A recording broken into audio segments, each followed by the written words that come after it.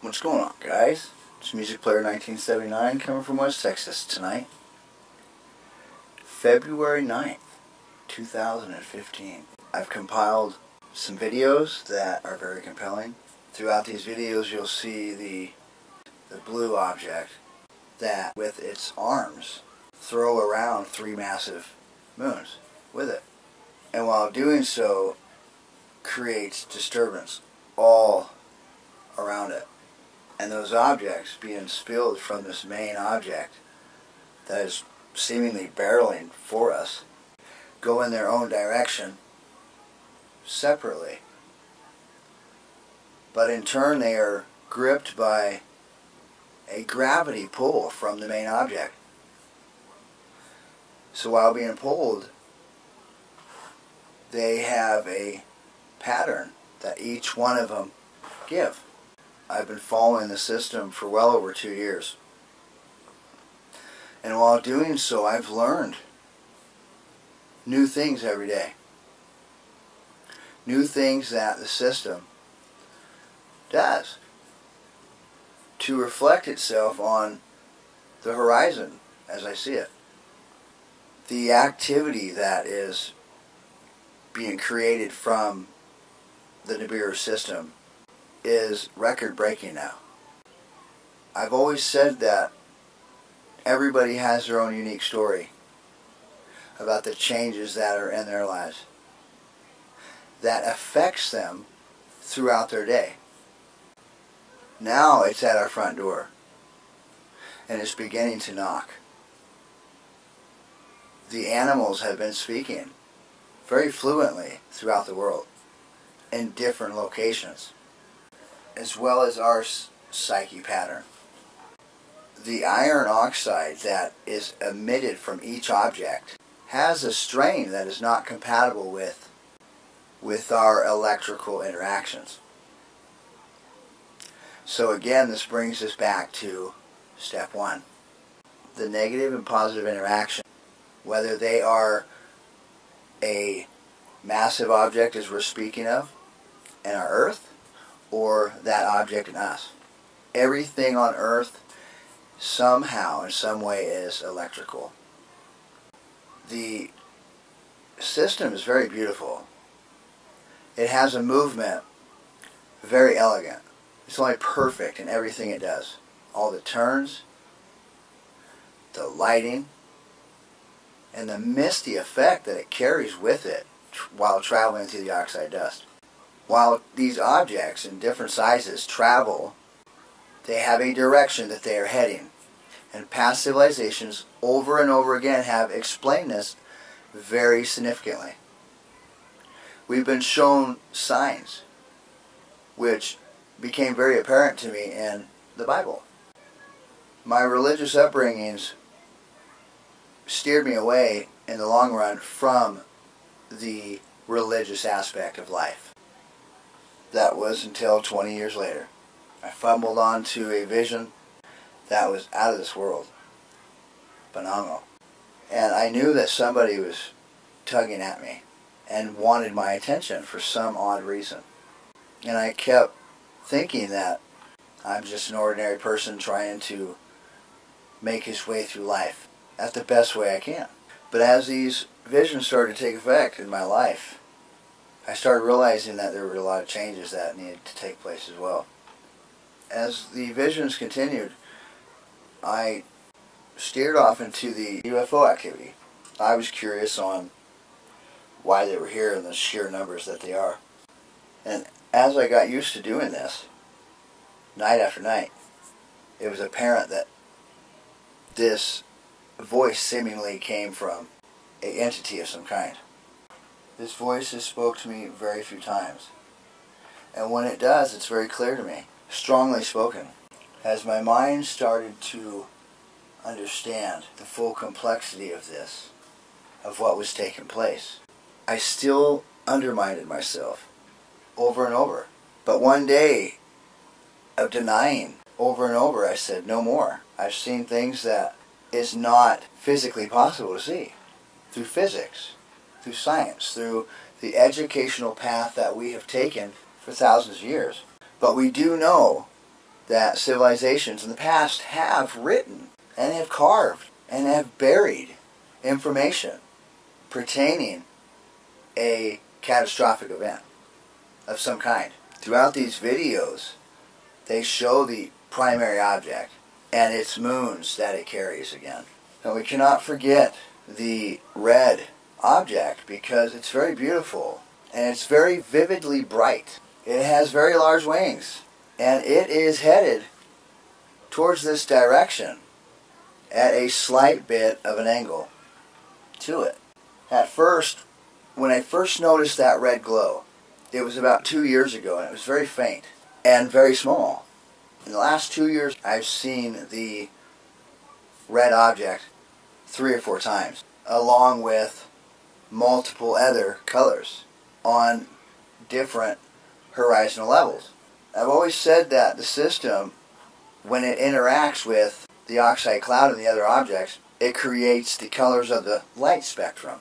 But we have to also remember that when it interacts with each other, whichever color it is apt to change as it interacts with each object. And this is because of the size of the objects and the angle of the objects that are showing themselves in that particular color. Because when they leave the light from the sun and the object that creates the lighting within it, it starts to dampen in color. This is why it is required to have infrared while viewing the system, because it's very cold. It's been around for billions and billions of years. It has, I believe, and many scientists believe, that it has created around our solar system the Oort cloud and the Kuiper belt. Last time around, there supposedly was a planet in between Mars and Jupiter. And as this system came around, one of those times it smashed into that object, and that in turn created the Kuiper belt. Scientists for years have been discovering planets beyond our own. For thousands of years, humans have gone through this cyclic cycle of change, starting their lives over again, learning how to live, how to breathe, how to love. And seemingly we do it again and again. This is written, inscribed. It's proven that there have been crafts of our technology in the past. It is also known that the entities that gather at a certain time is for a reason. And folks, they are gathering by the millions. I know this on a personal level. I've seen over 20 different kinds of UFOs, if not more. They all come in different shapes and sizes and colors. And each one of them are unique in their own way. I want to show you throughout this video the lighting. I want to show you the movement of the system, how it creates the hands that hold the objects, and the veins that just wisply go over the edges of it and hold that. It's the love, the hand that holds the ball. It is a tough thing to be able to religiously open your mind and share it with the world, because you don't know what to share and what not to share, you know, and that is written in the Bible. If God speaks to you, you must share it. You know, you must, if it's coming from Him, you must share His word. And I'm still in that, you know. I mean, I had a vision here a couple weeks ago, and I'm really not sure if it was yet a vision or a premonition, you know. And that was a bit different, because it came and it went. It was nothing that stuck with me. I just try to share with what I see and how I feel with the world, and I hope I'm still doing it correctly. I mean, there's no right or wrong, you know, in it. It's just sharing with your heart and making sure that your heart is pure when you share it, and you're honest about it, and you only speak to help, not destroy. Yes. And it is a strange thing. I'm still, you know, I've been going through it for, you know, a little over 2 years, and I'm still having a hard time with it. You know, I've been through a deep mental struggle the last week, and I just, in order to get my mind to where the acceptance, the drive ability is there, you know, I have to be able to be in that solid almost a meditative portal, you know? Yes. And it's really, you know, I don't know, it's become very hard on me the last week, you know, to even remotely think about the system. And, you know, I have so many times that I tell myself, Curtis, you're done. You know, you're done. You've done enough. You know, you've done enough to show the people that matters. And my heart keeps pumping, and it keeps telling me that I'm not done. You know, that I'm not done sharing with the world. And until, you know, one comes by that looks like one in my dream, I'm not done. You know? Yeah. And I was sent a picture here a couple days ago of a object's debris path, and of course, commonly, you know, the deception from the common person would say, okay, well, that's just a cumulus cloud, you know? Yes. But the fact of it is not a cumulus cloud. It is a object. It is debris from an object that's being thrown across the sky slowly, you know?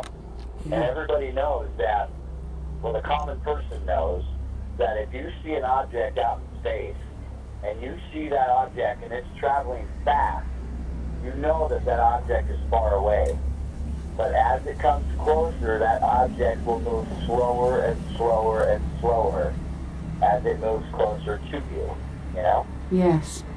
So I knew in April, when I captured that object, those objects with its stars moving in a southern rotative path, I knew that that was far away, you know? Yes. Now, watching it build, as it's building, and its clarity from within is only making itself more known as the days continue. Before it was a cloud. I could make out, okay, there's an object there, there are stars there, I could make that out, you know, but I could not make anything else out. And then through the year and a half, wow, here comes this strange cloud that formates itself in a certain pattern that I've never seen before. And I watched this guy.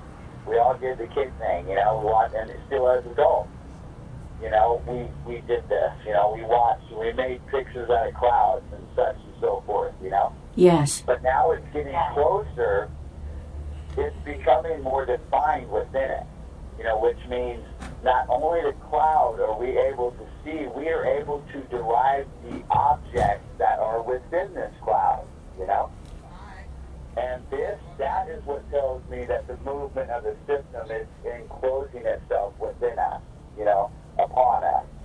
You know, I mean, just a week ago, I went out, took the camera out, I zoomed up into this cloud, and I didn't even have to zoom. I could make out the objects within it and that were moving within it, you know? Yes. And it is amazing. I mean, you get this clouded form that have cuts in it, you know, that have abrasions in it. And these cuts and abrasions are caused by the objects that are held within it, whether it's one that leads, that's at a good size, or whether it is one that is minutely small, that's cutting the edges of the cloud itself. And most of the time when these planets are laid within the cloud itself, we're only able to make out the tops of them. I mean, literally, half of them, you know? And the other half, of course, is laid within the oxide cloud, you know? Yes. And the cuts, the split, you know, the gaps that lead from one cloud to the other, those gaps, and people don't realize, those, you can make up the size of the object that create those splits in the cloud. Because that's exactly what happens, you know? A smaller object goes in front of the big one and creates that beautiful cut, as we were to cut a cake. Yeah. Very clean slice. And then what follows it are the bigger objects that cut it even more and more wider and more wider and more wider until there is no cloud there. And if there is no cloud there and it's being, you know, per se, eaten by something, that is a large object that is just running over it, you know? I mean, it is truly amazing. And the reflective occurrence that happens with the system you can see a dark object at times that looks like our atmospheric color, the blue, beautiful blue, you know? We can make that, but other times we're able to see the same object in a clouded form, which means a circular cloud, you know? Yeah. And that is a huge deception of the human mind, the psyche pattern that we build throughout our day. I mean, we're not supposed to see a circular object that stands in the middle of a clouded form, you know? And we're not supposed to see a circular cloud, you know, within a beautiful atmospheric colored blue. You know, we're not supposed to see those things, you know.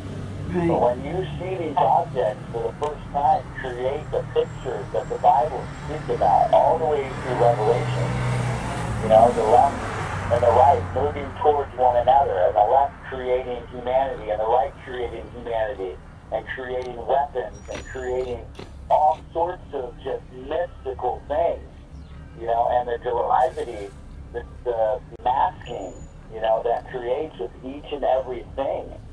You know, it creates life, the postures, you know, within the face and within the body structure itself, you know. Yes. It truly does make a story each and every time somebody sees it. You know, I strongly believe that in the last days of the last civilization, they saw these things. They saw exactly what I saw. You know, they saw humans fighting barbaric creatures. They saw, you know, horsemen, yellow, white, black, and orange. They saw these people sitting in these thrones. They saw, you know, just everything. You know, they saw the uptick of the entities that are just, that's a completely different thing. Yes. You know, I mean, the entities have swarmed to us in the last couple years by the millions. I mean, there are so many up there.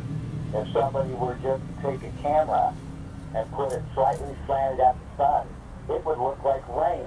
There are so many, you know? Yes.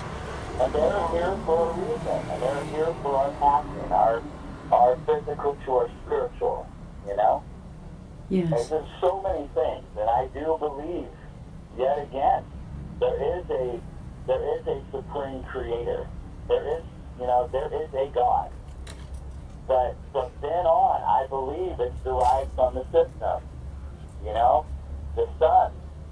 You know, and forgive me for saying it, but, you know, Jesus Christ, I do believe he was derived from the system. I do believe that Mary and Joseph were derived from the system itself. You know, one common line is drawn across the sky. There's our chemtrail idea. But once that line goes up underneath that planet, it starts to go over, it creates a bend on both sides. That's the gravity well of it. I'm out here recording right now the sun, you know, with the system clouds going by it, and it's doing its thing where it peaks out. You know, all this time that we've been recording the people that have caught this body in front of the sun, you know, when the clouds go between it and cut it off and show it and block out the sun, and then when the sun comes back out and brightens up, it kind of blends into the background. That particular body, it has grown so immensely that I thought that that's what I was recording was the sun, until the actual sun comes out and it disappears. So it is coming a lot closer. Yeah, it is. I mean, you know, there are 3 prominent moons that create life with this system. And the 4th one is, of course, the winged one, you know. Now, last week, when I captured those 3, I saw 2, but I knew by seeing those 2 that there was the 3rd one there. It was just the way the light was bending with it, you know? Yeah. And when I saw the shadow of the side, of the right side of that moon, when I saw the shadow, the making of it, my heart almost dropped. I mean, because these moons were, to me, very close to us. you know, and they were moving from the east to the north in that, you know, that set angle. And I've caught, you know, this certain structure. It's a V, a very strong V, with the very beginning of the planet, and it has 3 of them that are set within this V.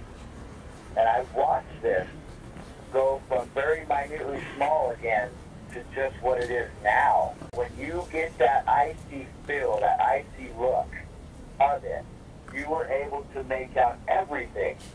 I mean, it's, I don't know what it is, but it feels, through my sight, it feels very icy, you know, very pure, and light is able to pass, to shield from it. Everything opens. It's very odd, but I've seen it 2 or 3 times, you know?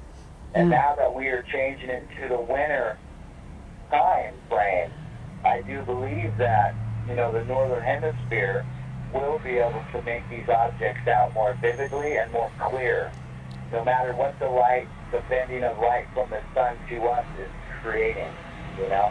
Yeah. I mean, it is truly amazing. It really is. Well, it's been beautiful, and it's been, I don't want to say ugly, because even in the darkness parts of it, it's just so astounding to me, the perfection of it and the duality of it, just like humanity, the duality. And perhaps it's presenting our own duality to us, because that is something that we don't make note of enough, is the fact that we have a duality. And there's so many times that we allow the darker side of ourselves to reign, when we could just as easily choose the side that is perceiving and is of the light and is willing to learn, instead of just blocking everything off. And I think this system presents, in a form of whatever it is, it presents humanity with itself like a mirror. And, you know, just the fact that you can feel all these different things. I got razzed on yesterday by a troll. Oh, you can see it, you can smell it, you can blah blah blah. Oh yes, I see it, I smell it, I feel it, I sense it, I taste it, the whole thing. And you know, it does things to the body at different times. And I really, really believe that part of what people are feeling, you know, and I'm not going to get detailed, but the fact is that this thing is primal, and it is hitting people in the primal core of their body. And so whatever things happen to us on that level, whether it be violence and all that, or more of a primal nature in the physical aspect, I really believe that this system is causing things to happen to people that they don't even have a clue that is what's happening, and that's why they feel whatever it is at that time, you know, including elation. Oh my gosh, I've had moments where I could be in the middle of something drab or boring, and all of a sudden I just feel elated, and you know, I get this urge, get that camera, get outside, and next thing I know, there's something out there that has, you know, I felt like, man, that was calling my name. I could just feel it, you know. But the thing is just, it's so incredible, even in the darkness of it. It just screams glory, because of the duality and balance in everything. And God's not going to create something that doesn't have balance, because that would go against the whole idea of perceiving in the first place for God himself, as it were. Because, you know, it'd be pretty boring as a God if you never had anything to do but sit there and know all you're capable of. And how could you know what you're capable of without presenting things to a reality to gain experience, and let each individual portion decide what they got out of that? That in and of itself helps creator grow into more and more and more. And, you know, all these things you hear about the universe expanding. Well, of course it's going to expand. Every single experience that each and every one of us has gains into the whole, and causes it to expand with more and more and more knowledge and understanding of itself. And I think this system is beautiful, even in its darkest form, because it is a part of Creator and a part of creation, and it's a part of us, you know.